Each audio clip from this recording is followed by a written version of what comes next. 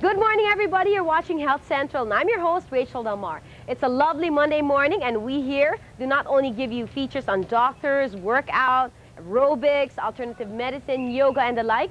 Because we are Health Central, we are concerned about your safety, because it's safety first. And we are here at the Philippine National Red Cross Quezon City chapter to give you a tip or two about safety that you could really use. So let's go up ahead and meet the administrator. Follow me.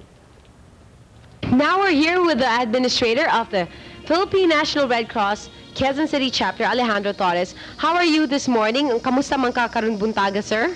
I'm very fine, maayo kayo. Now, what are the programs that the Red Cross has? We have 6 major services. One of that is a blood program. Blood program that entails blood donation? Not just blood, it talks about supply and demand of blood. We have to have an adequate supply of safe blood that will come from volunteer donors. Okay, safe blood meaning before they could even donate blood, it's very important that you test their blood and make sure they're free from any ailments, right? Because you don't want to donate blood to someone who's sick and give him even blood that's dirtier than his own. Right, especially with the closure of the commercial blood banks as done by Republic Act 7719, we really have to conduct more mass blood donations and recruit more donors simply because there's lack of supply of blood. So that's number one, and another of your programs are? The disaster management service. It talks about disaster. Okay, and another one is? We have the social services. We have the Red Cross Youth that deals with the campaign for young people to be active in the Red Cross services. Now, isn't that where you started, from the Red Cross Youth? I started in the Red Cross Youth as a volunteer since high school then. That's good. Okay, and the last program is? Now we have the safety services. Later on, you'll be having this demonstration on cardiopulmonary resuscitation. This is a campaign by the Philippine National Red Cross on the promotion of safety and accident prevention. And then the last program that we are about to miss is the community health and nursing program. We have very good programs in there, projects, 2 projects that is a standout. These are standouts for 1999. One is for the dengue prevention and control. We're in our project in Pasong Putik. Compared to last year, the incidence of dengue is almost nil for the current year compared to last year. And then our next program is the Street Children program in Payatas. It's going on. It's really a good program. Plus the literacy for the street children in Payatas. A bit earlier, before talking to you, I was helping out with some of the bags. Like, you also give like rice, sardines, and like noodles to the people from fire victims, right? Yes, that's under the disaster management service. Those victims of disasters, we give them relief goods. These are not for the long-term period, but this is for the short-term period, just for them to cope with the situation that they're in for a period of 1, 2, or 3 days or 5 days. Well, that's right. A little rice goes a long, long way. A little food goes a really long way. Thank you, Mr. Torres, for giving us time. We know that your phone hasn't stopped ringing and people haven't stopped going in and out of your office. But we're featuring safety this whole week since we're Health Central, and health means safety. So we're going to be here the whole week. We're going to be talking to people about how to keep safe, and that's really important. So we'd like to thank you. And to the viewers out there, don't go away because we'll be back so much more. Health Central.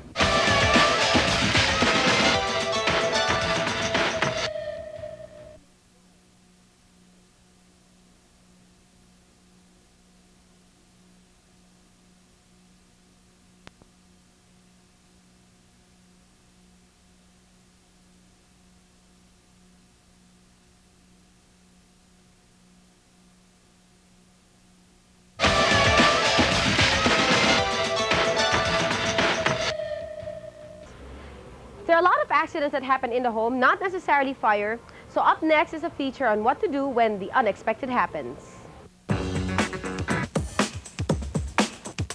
Well, good morning. My name is Dr. Richard Vincent Nicolas Timagiba. I'm presently the Chief Resident of the Department of Emergency Medical Services here at the Philippine General Hospital.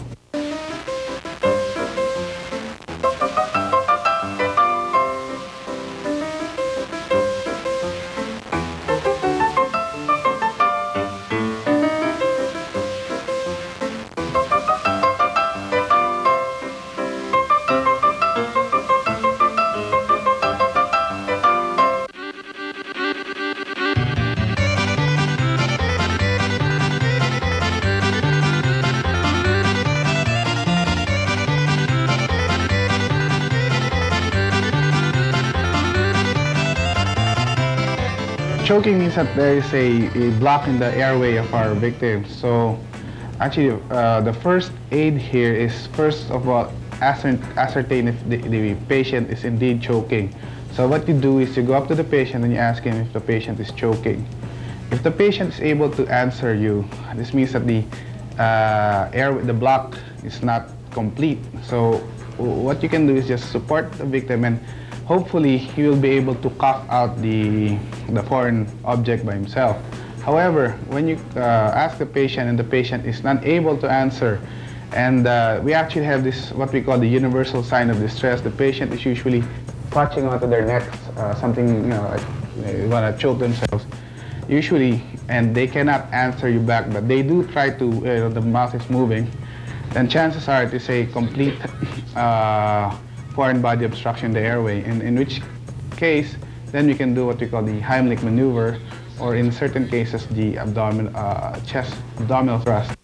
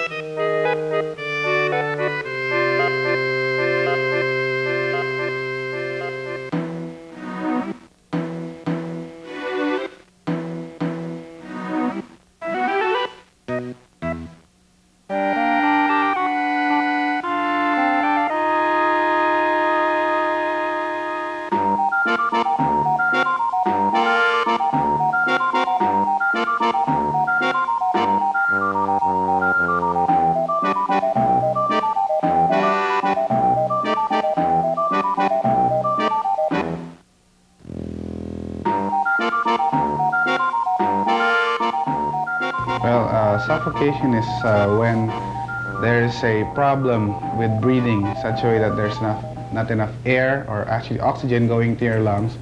So usually the first aid here is to remove the victim from the enclosed area, because usually this happens in a closet or boxes where the patient is locked in, or if you may also actually suffocate due to smoke. Okay, so the first aid here is to remember just to bring the patient out to the fresh air, and hopefully the patient will recover. If not, then we call for help.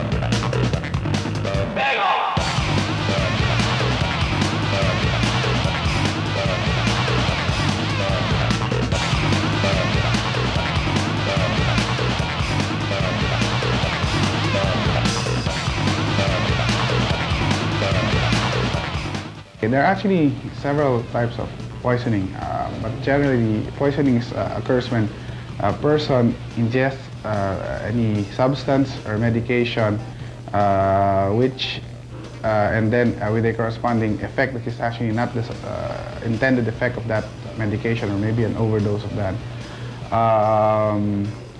The corresponding first aid is, first of all, is prevention. Okay, so first of all, usually the usual poisons we have at home are actually medications we have lying around. So first of all, we could actually keep our medications away from children, and then if we could properly label our medications so that we could read the medications we have, and never store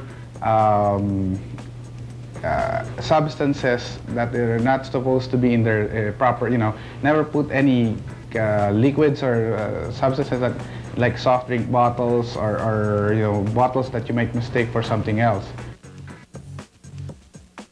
The dictum here is that the first aid is given by the person who is most knowledgeable. Okay, if you are not sure on what you're doing, it is better to forego helping the person because you might do more damage. It's better to bring the patient to the hospital, and the people at the hospital will take care of the victim.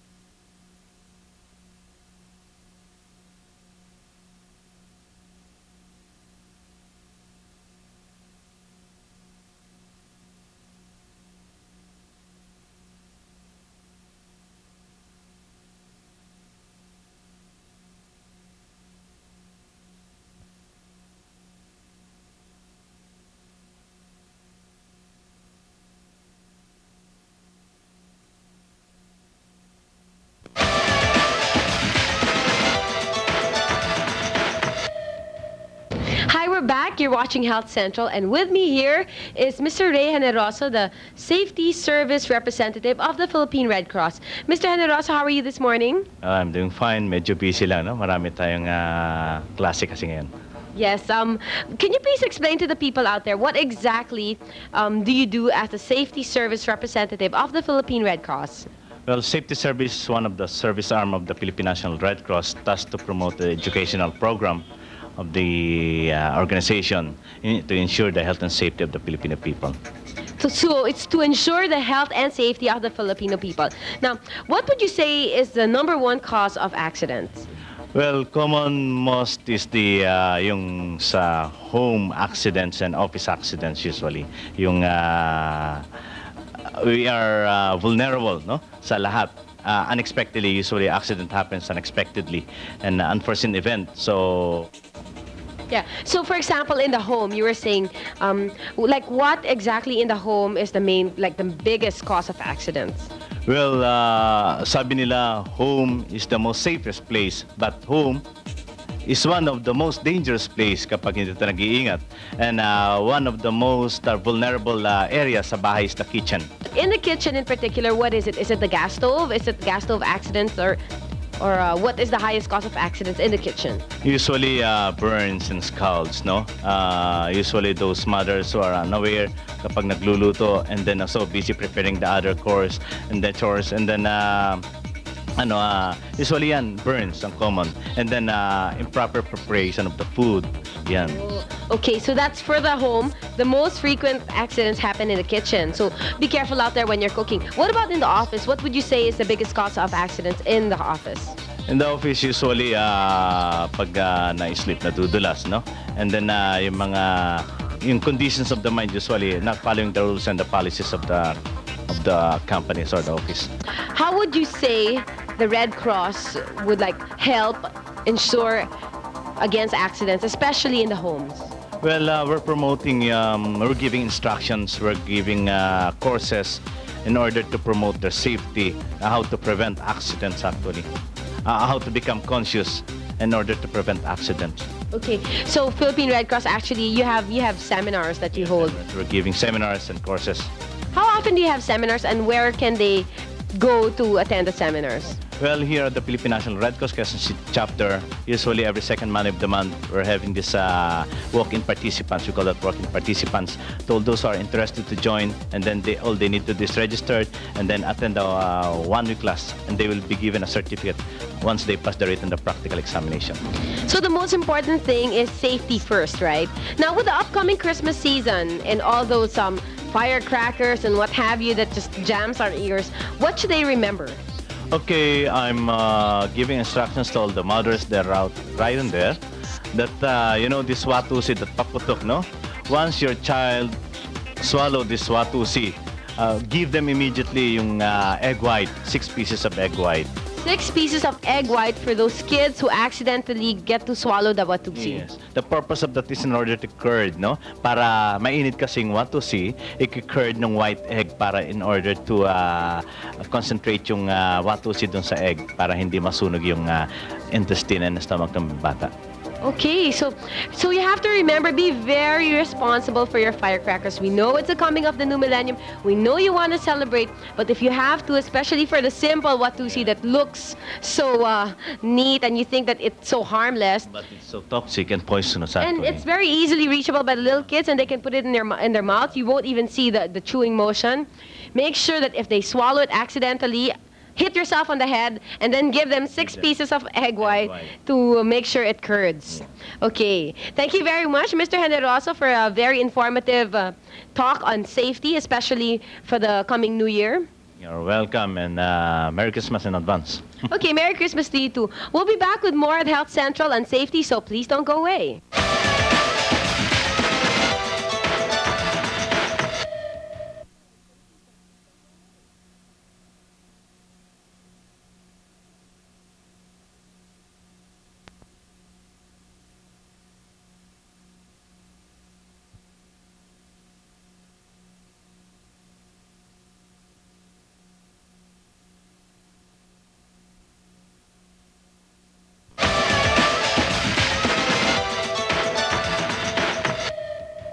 Hi there, we're back, and with me here is Roel Gallego. He's the safety service volunteer, and he's in charge mostly of CPR. Ano ba talaga yung CPR? Anong ibig sabihin ng CPR?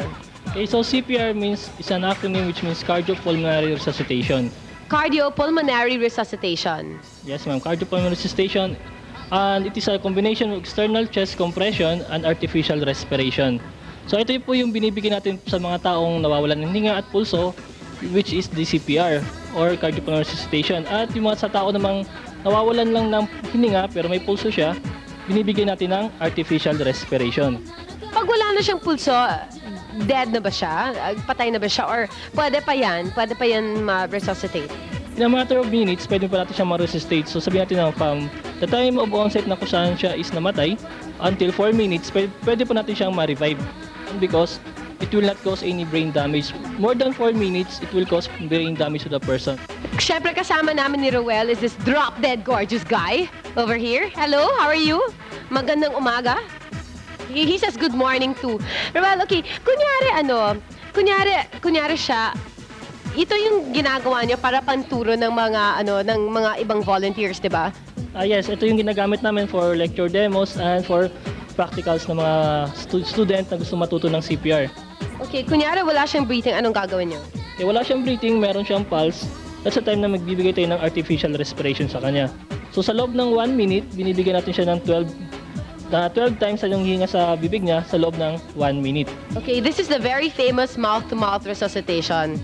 Okay, so first of all, you should check his breathing. Okay, pagka wala siyang breathing, you should open his mouth to see if there's any obstruction. So to be sure na wala siyang obstruction, that's the time na gagawin ito yung tinatawag ito na head tilt chin lift maneuver. Okay. So head tilt chin lift maneuver, yung elbows flat to the ground, then fingers and palm sa kanyang forehead. Okay, so check for breathing, tilt the head, and okay, magbibilang tayo ng 5 seconds. 1, 1,002, 1,003, 1,004, 1,005. So I know now that the victim is breathless. So pinch the nose, then give 2 blows. So you just blow. Close the nose and blow in. Okay? So after that, check the pulse. Pag check natin ng carotid pulse, always check for the carotid pulse. 1, 1,002, 1,003, 1,004, 1,005, 1,006, 1,007, 1,008, 1,009, 1,010. So check natin yung carotid pulse for 10 seconds. I know now that the victim has no breathing but with pulse. That's the time I will give artificial respiration. So pinch the nose and blow in. 1,002, 1,003, 1,001. 1,002, 1,003, 1,002. 1,002, 1,003, 1,003. After that, giving 12 blows, check for the pulse. 1,002, 1,003, 1,004, 1,005. So after checking the pulse, for 5 seconds this time, lalaman natin kung ano na yung magiging condition niya. So normally, after 12 blows, okay na siya. Normally, okay na si Anne. So may tendency na mag-okay siya, may tendency din na lalong mag-deteriorate yung kanyang condition. Kung okay na si Ann, anong gagawin? So pagka okay na si Ann, after giving 12 blows ng artificial respiration, that's the time na lalagay natin siya sa recovery position. Pero kung si Ann hindi pa talaga, sabi mo, maaari maging better or maaari maging worse. Pag naging worse, anong kailangan diretso na yun sa hospital? Kung nag-worse yung condition niya after giving artificial respiration, that's the time na magbibigay tayo ng CPR sa kanya, which is combination of external chest compression and artificial respiration.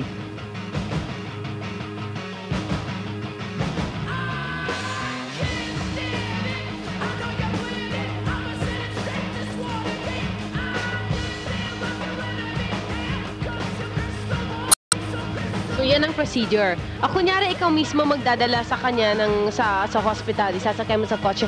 Ano yung pinaka-safe way to carry the victim?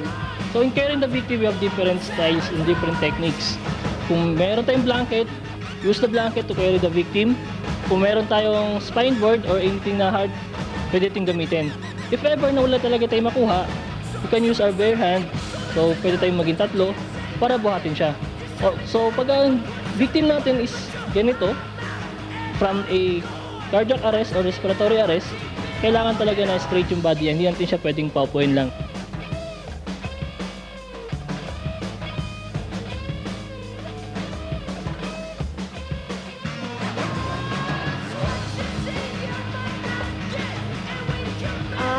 Okay. So pag cardiac arrest, talagang hindi pwedeng igalaw yung victim kasi kailangan diretso talaga siya.